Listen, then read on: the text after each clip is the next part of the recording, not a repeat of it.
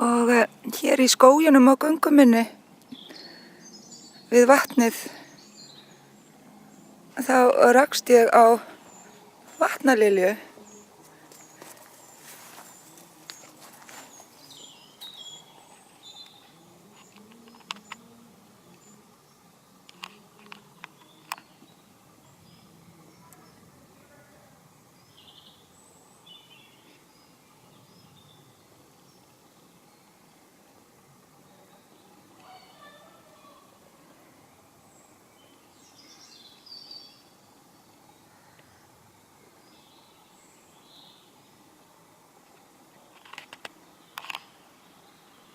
Það hefur örugglega einhver komið með hana hér.